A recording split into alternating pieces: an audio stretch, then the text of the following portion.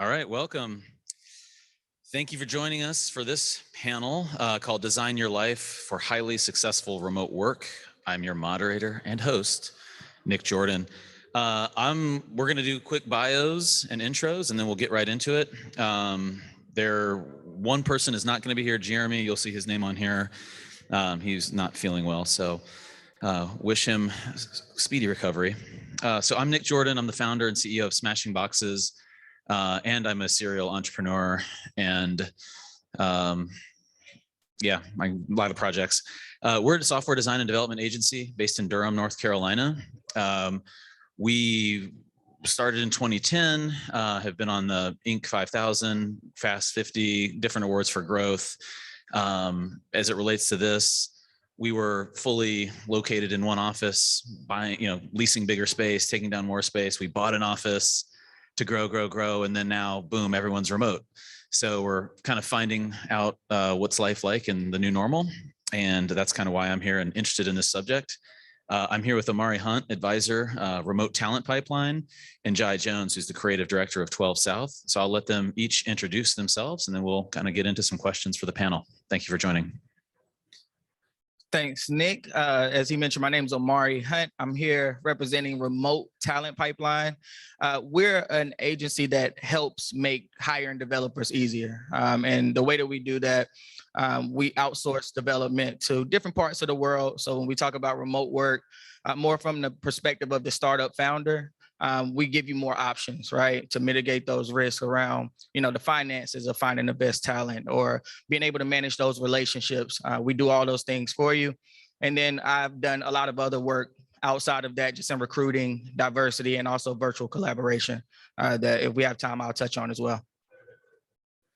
I'm Jai Jones, creative director at 12 South. A little bit about us: we create accessories that enhance how you use your favorite gear with a focus on Apple.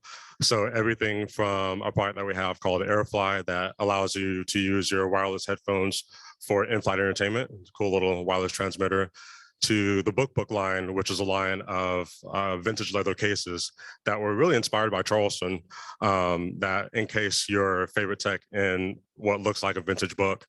To some of our work from home solutions like the Book Arc, which is this beautiful aluminum bent metal stand that allows you to use your MacBook closed, and you attach an external display, keyboard and mouse, and it gives you that desktop comfortable experience with your laptop. So in regards to this topic, a lot of who we are and our focus shifted to work from home right when the pandemic started. Number one product was a travel product, and then all of a sudden, no one was traveling, right? So we pivoted the company to focus on a lot of our work from home solutions, and obviously everyone needed that. So that's great.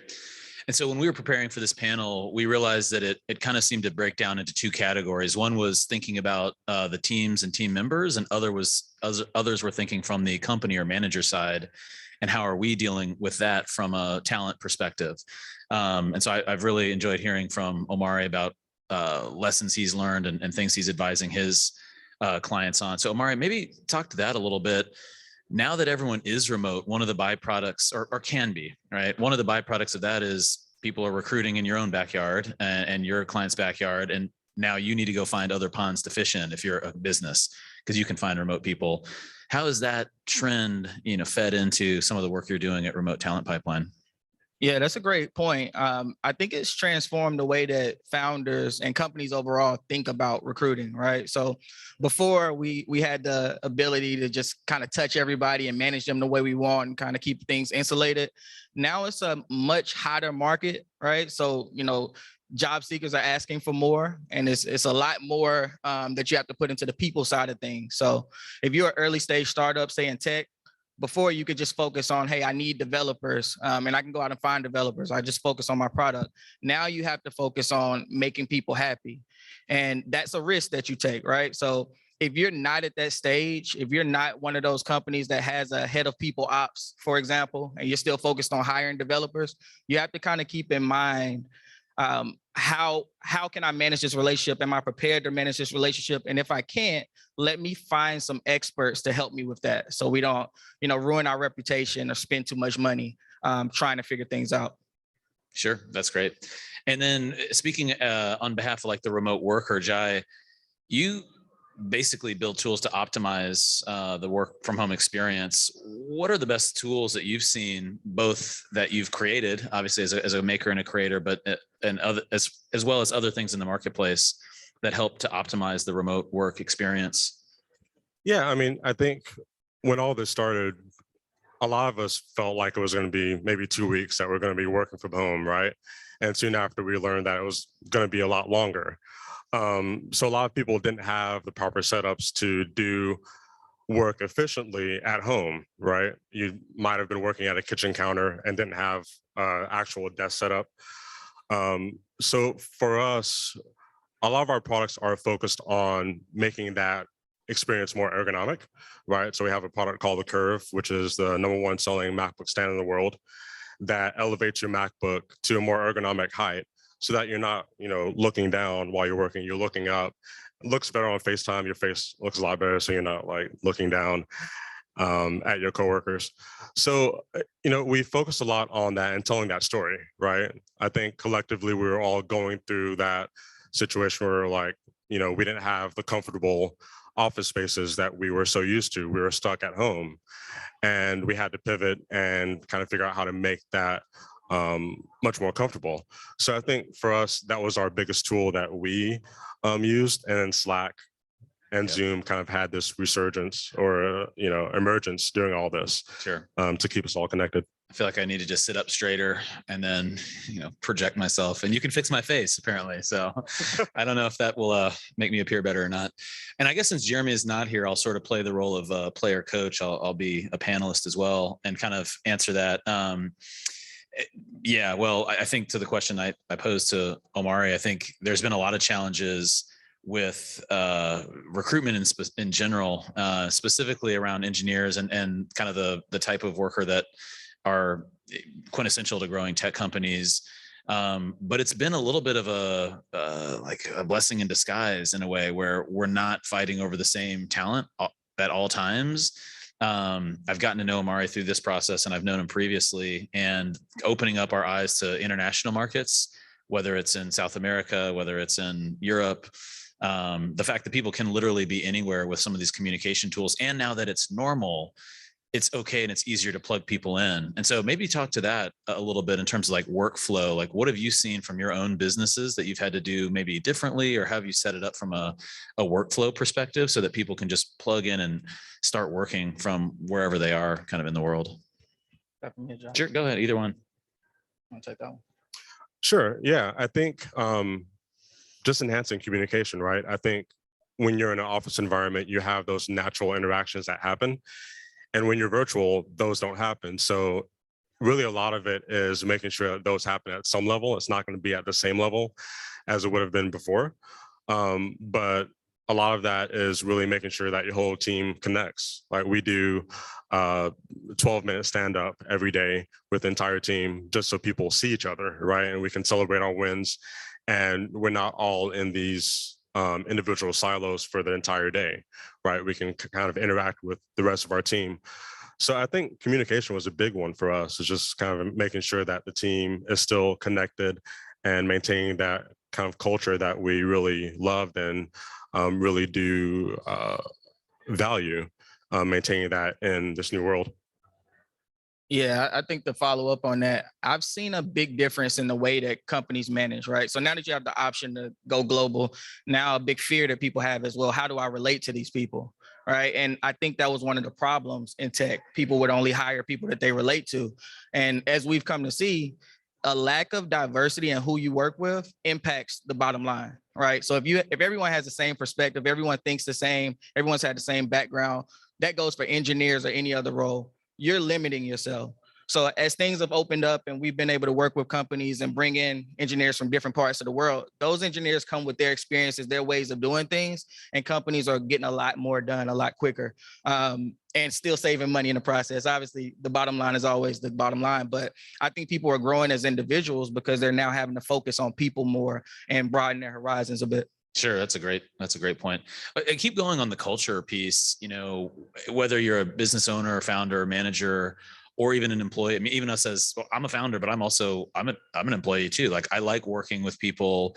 That was a big part of what I loved about agency work, is the collaboration and the brainstorming and water cooler, bump into people and just start chatting. And we still kind of have that. We're encouraging that as much as we can, but with the growth of remote work, some of that's getting missed. And I kind of am always concerned, like, are we building a culture, or are we just building tools and processes? Whether on each side of that coin, whether as a member of my team, how do you feel about culture building in kind of a remote climate, as well as how do you feel about from like the business perspective and impacting and growing a culture as a company? Yeah, I'll take that one first. But I think culture is everything. I think there was a shift in 2020. I don't think it was just about the pandemic and us not being able to leave the house. I think people had to sit still and really listen to each other and see how we make people feel. And a lot of people felt confident kind of expressing how they feel about these companies they work for.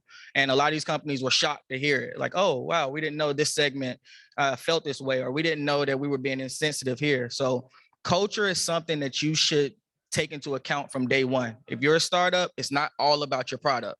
Your product is important. It is your baby. You probably came up with it. You're probably this technical genius, but you're going to need people to get it done. If you talk to any founder, any company that's been successful, it all comes back to the people, and it goes beyond hiring, right? So if we want to hire great people, now we need to think about how do we keep them, right? And people are jumping around left and right, and that all comes back to culture. So again, my advice is, if you are a dentist, don't try to fix your car, right? If you are a tech founder and you know how to build products, go find people who understand people and invest in them. If you have to do it fractionally, do it fractionally, but make an effort to create that culture out the beginning, or you will spend a lot of money on the back end trying to correct something that you may never fix. Sure.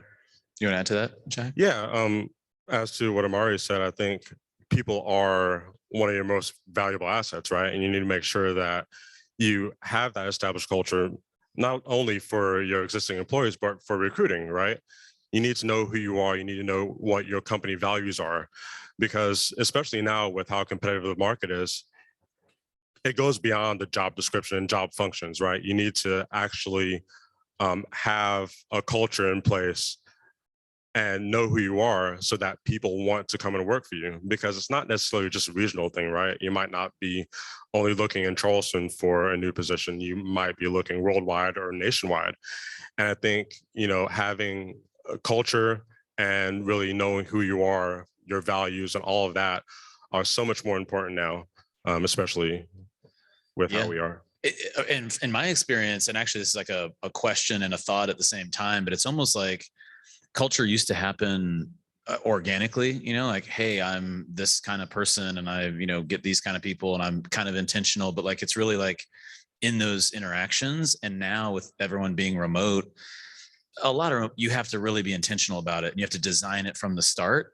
So it's a great opportunity to Amari's point, like to start with the right playbook and start with culture in mind at the beginning. And it's a shift for some of us who are mid-flight in a business where we were just, it was around, the Tuesday lunch or the Friday stand-up or the Thursday happy hour or whatever. And if those don't exist or exist as frequently, we have to be more thoughtful and intentional about the design. Actually, that leads me to another thought.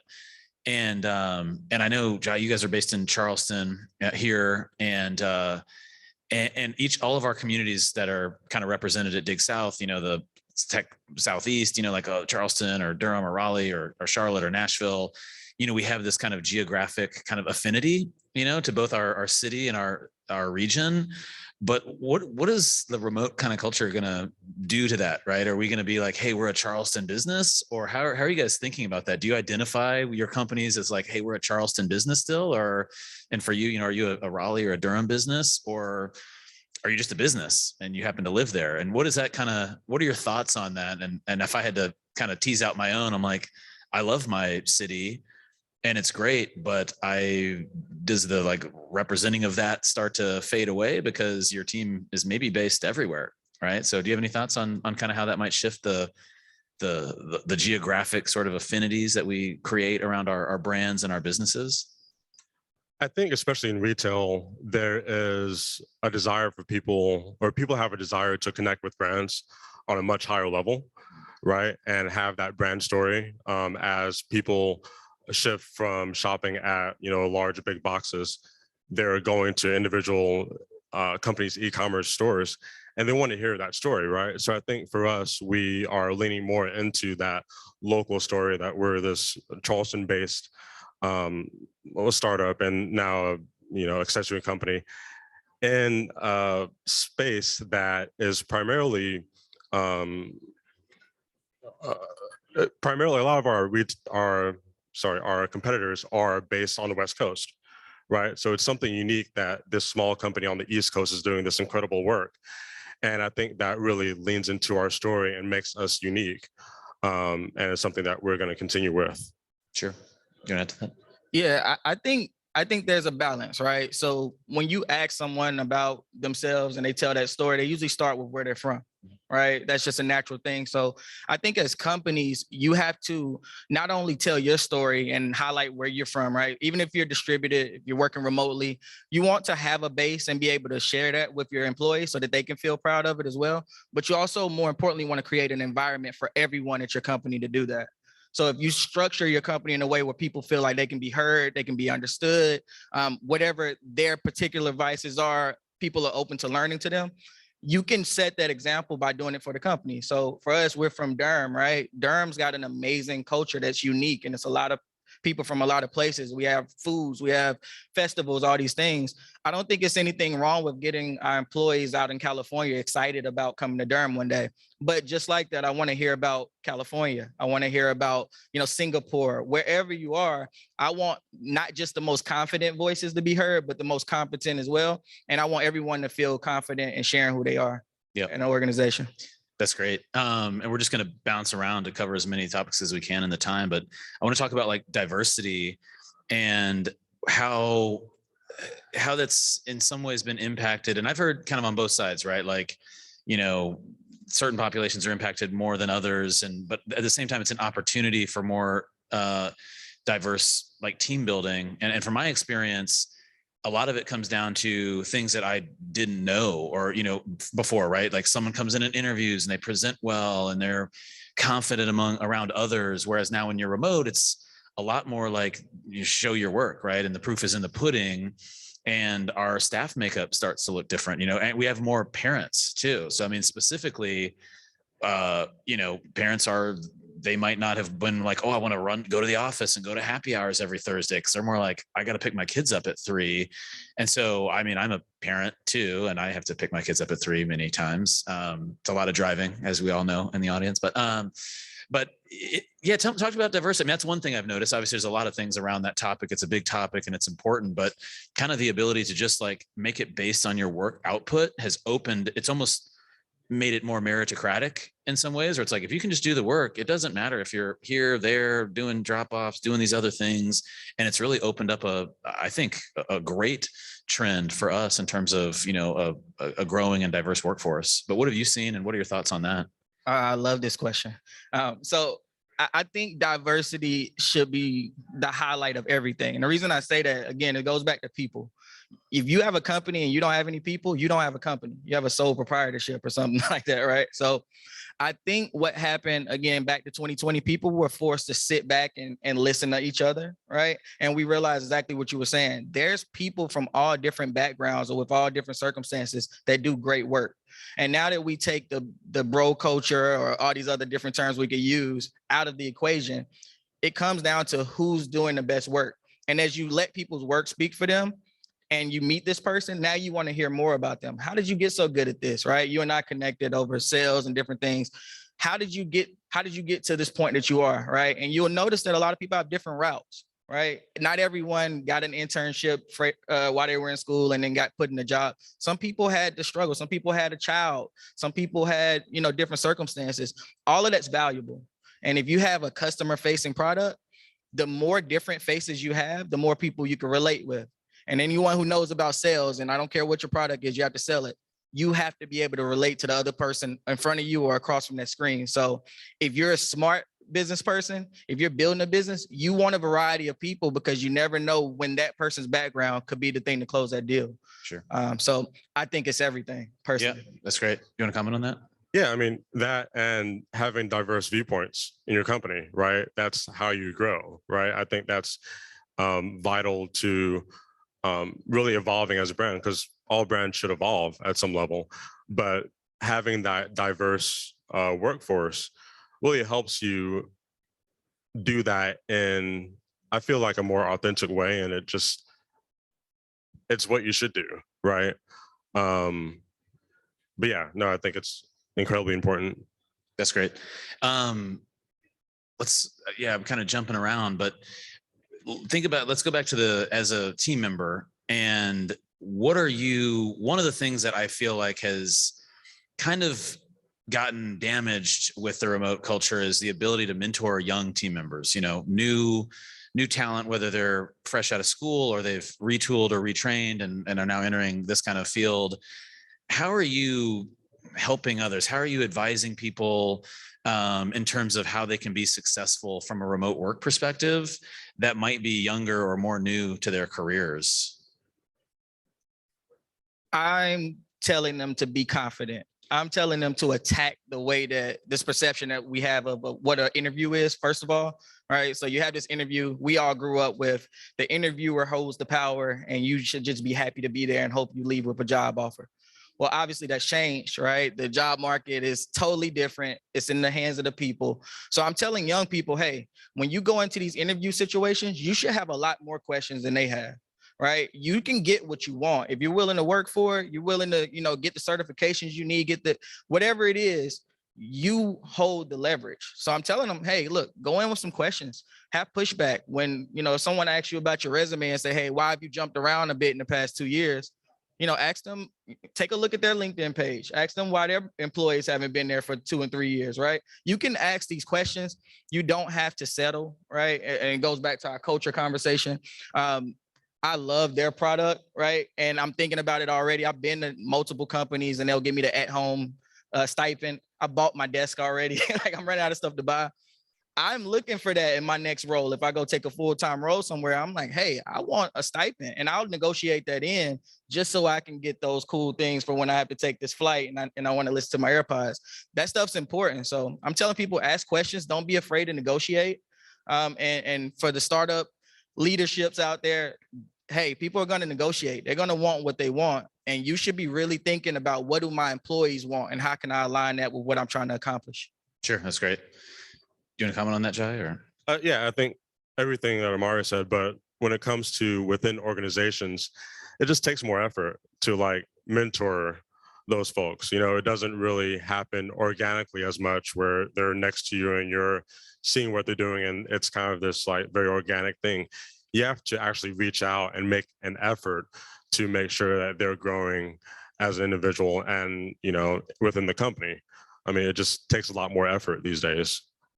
yeah, and I want to keep going with that, Jai. Like, you're a team lead, you're the creative director, right? So that implies that you've got a team underneath you that you are accountable for. You've got to make sure that they grow professionally, that they're successful, and that they contribute to you guys, innovation and productivity.